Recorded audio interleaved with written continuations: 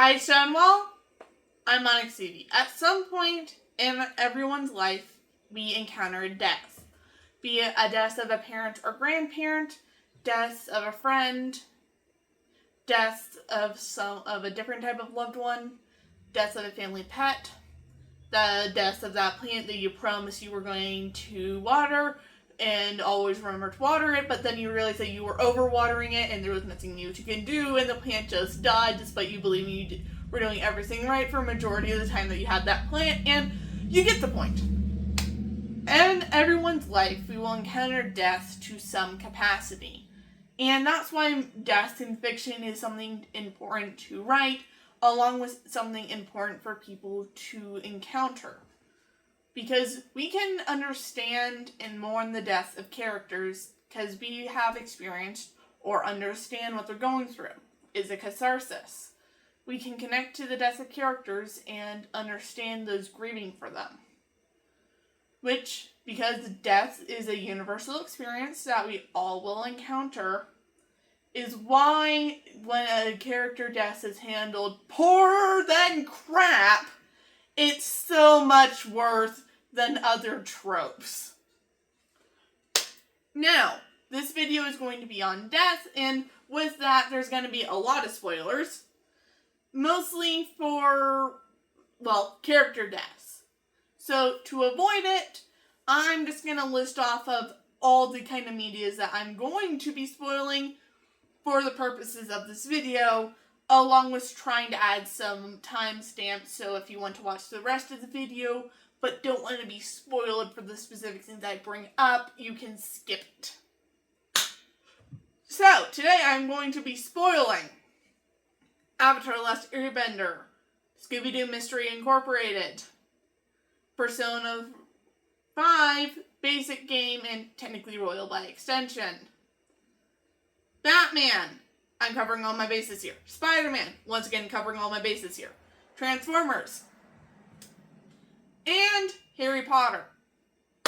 Timestamps are on the screen. I will be doing my best to make those as accurate as possible. But you have been warned. I don't want anyone in the comments saying that I spoiled you on character deaths.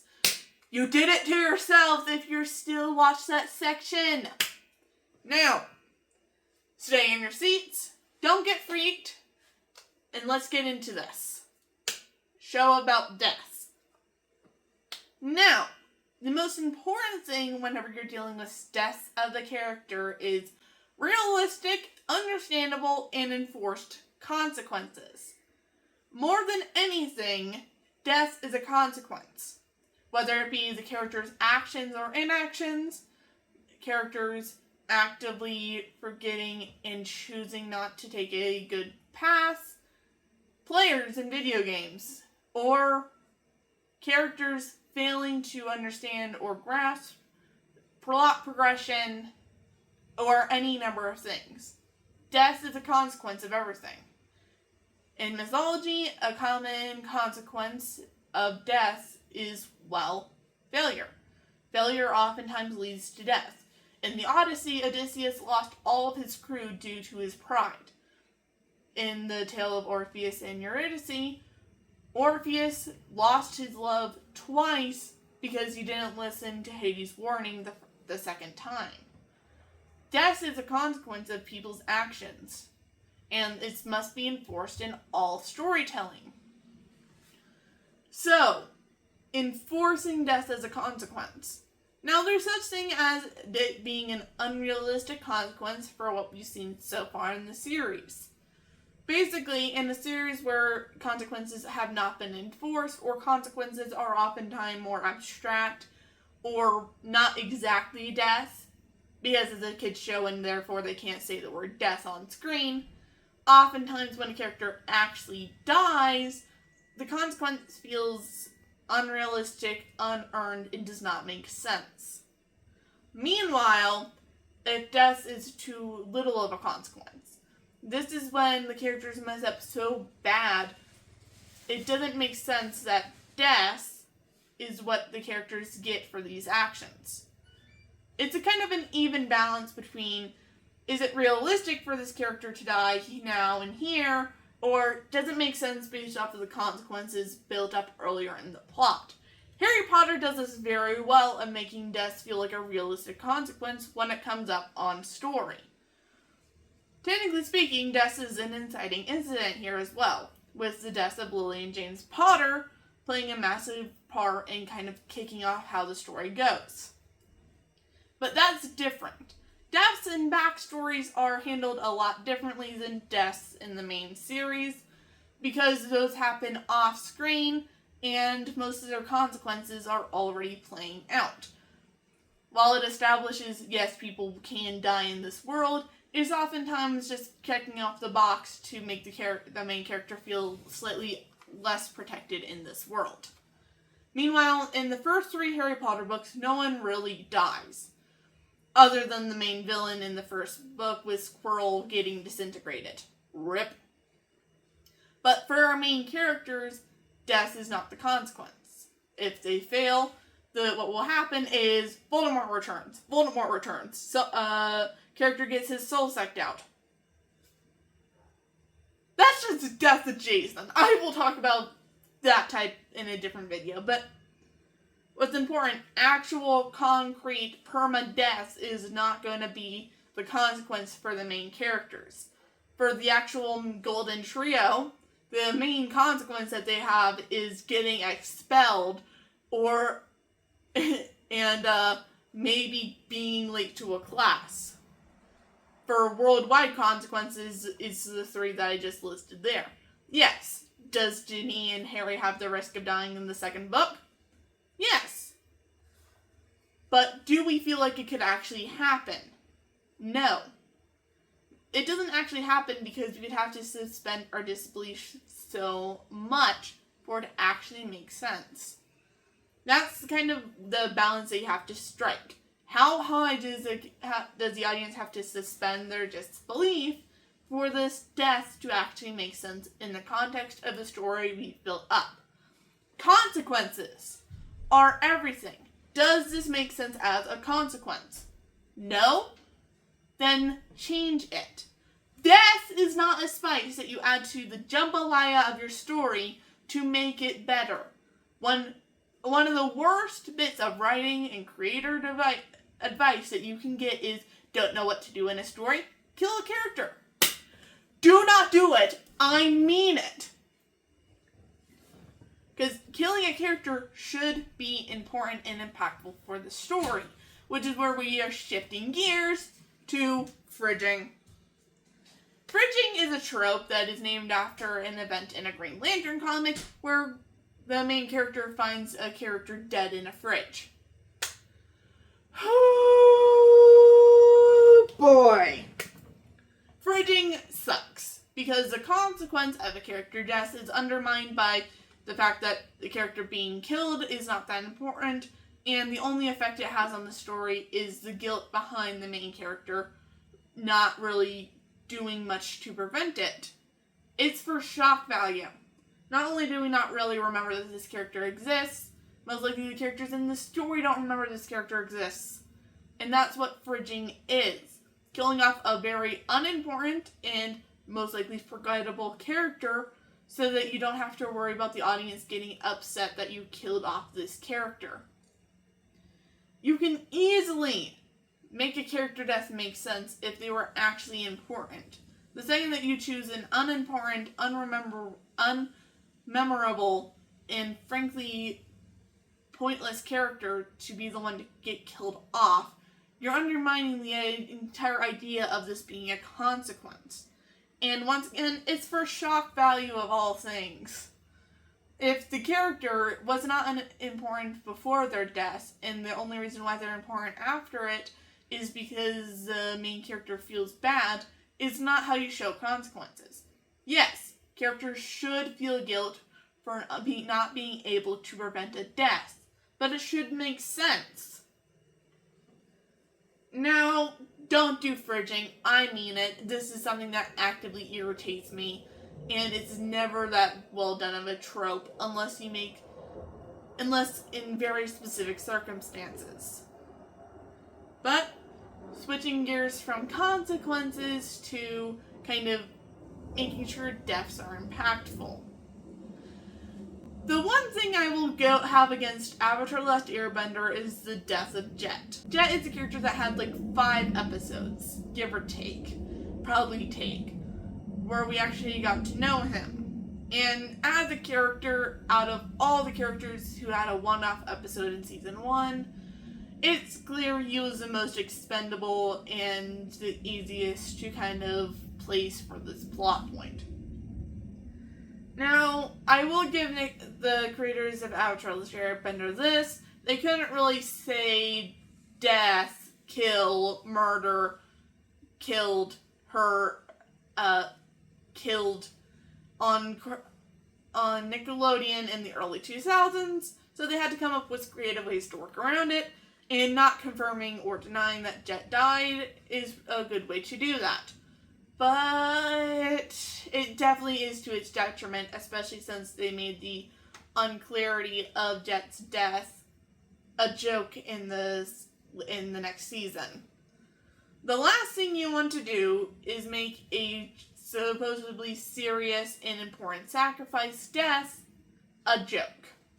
Now, you can technically make some character deaths joke in a way if that's the tone of your series.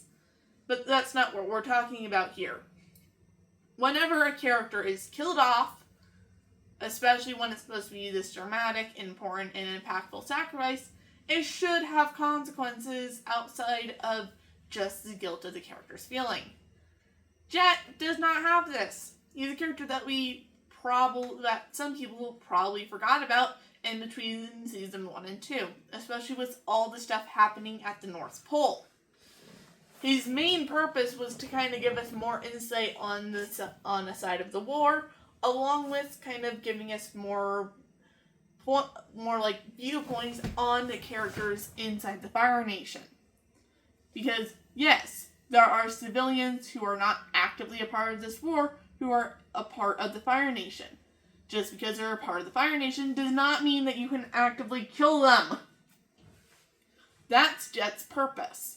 To show that part, along with being a massive part of Sokka and Katara's character arcs, because Katara does not want to become hateful like Jet, and Sokka is trying to be a better leader, and he sees Jet being a great leader to the freedom fighters. Also, Jet, when he appears in season 2, helps Zuko with his character arc. But at the same time, Jet's death is undermined in every single way. Yes, we get Toph confirming that he was lying about him being okay, but at the same time, it's turned into a joke in season 3 during the episode Ember Island Players. Do not turn deaths into that. And it's even if they didn't make it a joke in Ember Island Players, it still was kind of undermined in the same episode that Jet died. Because none of the characters are, that broken up about it after everything happened. After they take care of Long Feng, they don't really go to see if he's okay or check up on the 2 freedom fighters who stayed with him. They don't do that. It's kind of like Jet was put on the back burner to see how evil Long Feng was. He was a plot device to explain what was going on in Ba Sing Se. Nothing more, nothing less. And he was turned into a joke. And you may argue that, it was because they couldn't really say death in a Nickelodeon show. They still showed that death is a consequence in season 1. Yue, yes, Yue is technically classified as dead in my opinion, because, she did sacrifice her life to become the moon spirit. That is not her still being classified as alive. Her loss does affect the characters in season 2 and arguably season 3. It shows that the Fire Nation's war is affecting not only the world that the characters are living in, but the spirit world. Along with the importance of balance and making sure that everything stays in balance. That's the importance, and Yue is still a character, even though we arguably know her for less time than we know Jet. we see the effect on the characters, not just Sokka, but also Aang, Katara, and everyone in the Northern Water Tribe. We also, through her death, get more information on Iroh. Yue's death is still important in Season 2, and despite it kind of being made a slight joke in Ember Island Players, the main joke is the fact that Suki did not know that Sokka made out with the Moon Spirit. Also, the joke is kind of more put on Sokka for always being hungry. That's not the situation of Yue's death being made a joke, or the joke that what really wasn't made that clear. The closest thing to a joke Yue's death is made is when Sokka mentions that his first girlfriend turned into the moon, and Zuko did the classic, "That's rough, buddy."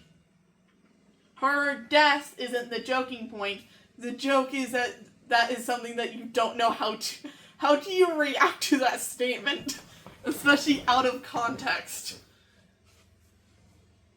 Yue's death is not made into any type of joke. Jet is. In the first time that we get true confirmation about his death is in a comic that takes place after the series is over. Yep, that's my Avatar The Last Airbender hot take. Jet's death is actively worse and kind of pointless. Death is meant to be a consequence, and when it's made into a joke, it undermines the consequence. And even when they can't show a death on screen or straight up say that a character has been killed or dies, you can still make the death important. Look over at Mystery Incorporated. Yes, you can argue that this was made towards older audiences, but it was still made, produced, and shown on Cartoon Network. And they still can say the specifics of characters' deaths.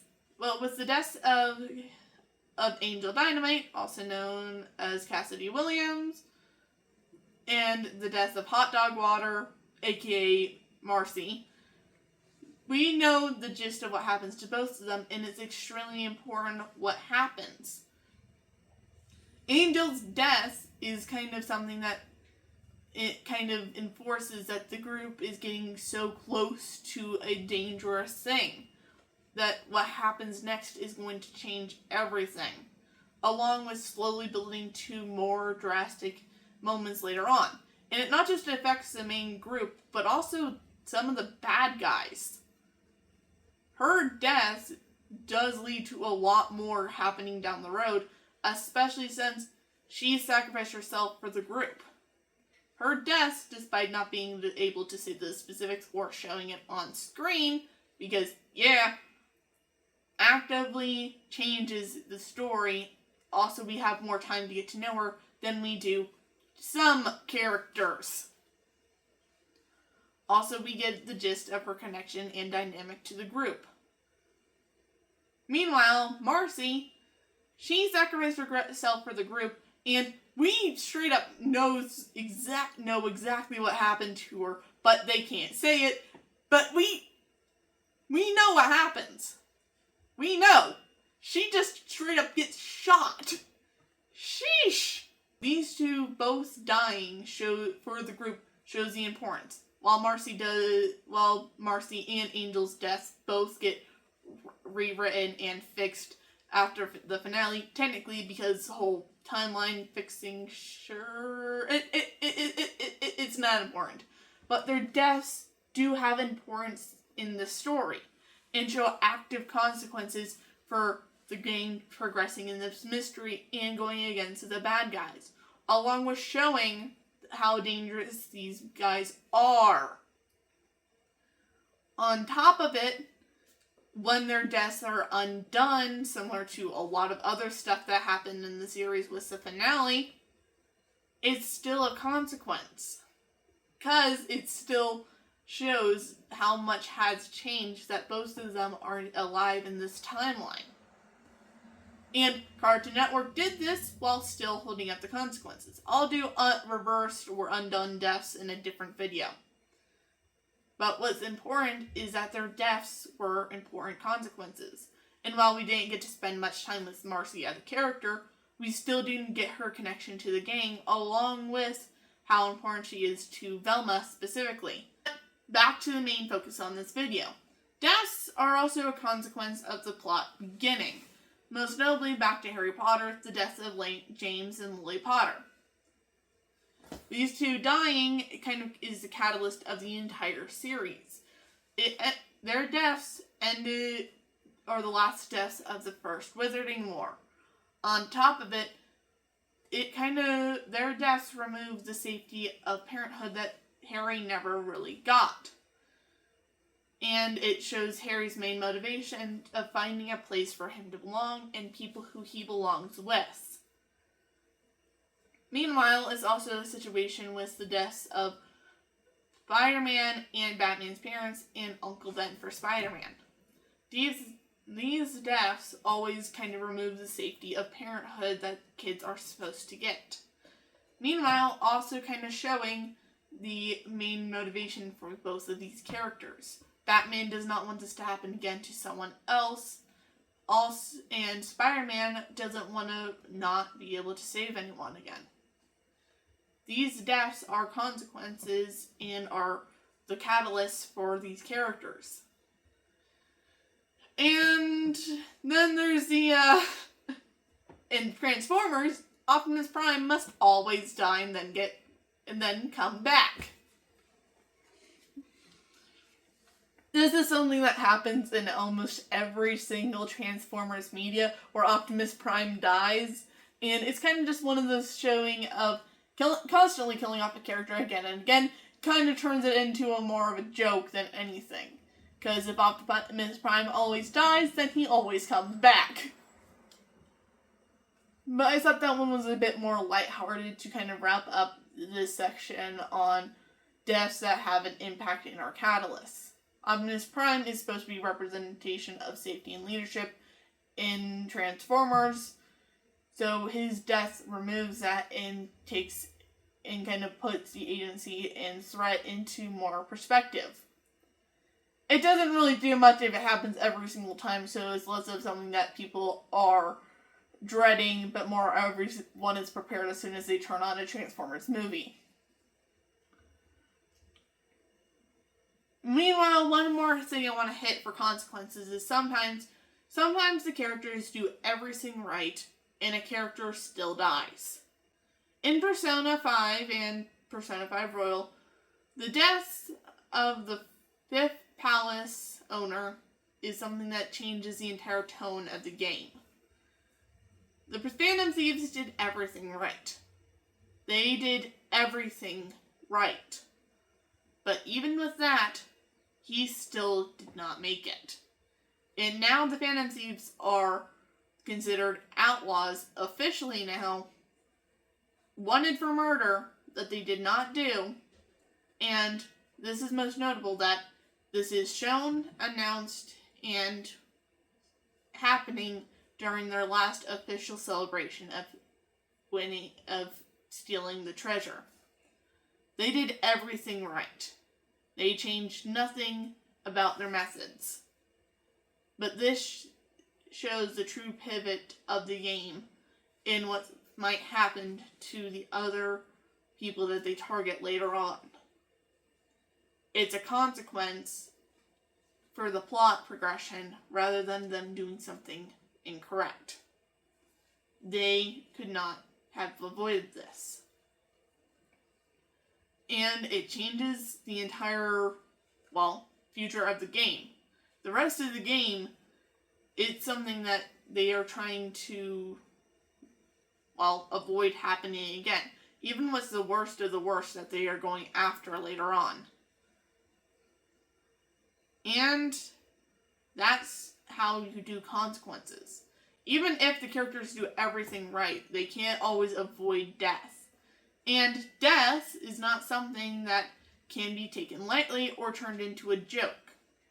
It's something that should still affect the characters outside of just them feeling guilty not being able to prevent it. The death should be something that drives them to help and, help others. It should be something that drives the plot along, which changes how the characters think and move forward. On top of it, a death that is a catalytic incident should have the true importance that it does. And if the death is undone, it should still have consequences and show as a consequence itself. On top of it, consequences must be enforced and make sense. Death is not always going to be the official end-all be-all consequence. Well, those are my thoughts. Tell me yours in the comments below. If you want to hear more from me, click this video right here for my thoughts on episodic versus serialized shows. I really like that video. Or to click this one because I think YouTube really thinks you might like this. But if you like this video, like, share, and subscribe to hear more from me. I have a lot of shorts ranging from Theory Thursdays, Movie Mondays, Mythology Mondays, and much more on the way, along with several more long-form videos that I am working on. If you like a lot of writing, I have that, along with a few more things coming as well. But tell me your thoughts on this video down below. What is a death in media that does hurt, that you always think of and has so much consequence on your story? What is a death that you think is not handled that well? And what are your thoughts on this video? For right now, I'm off to fight the moon. Bye!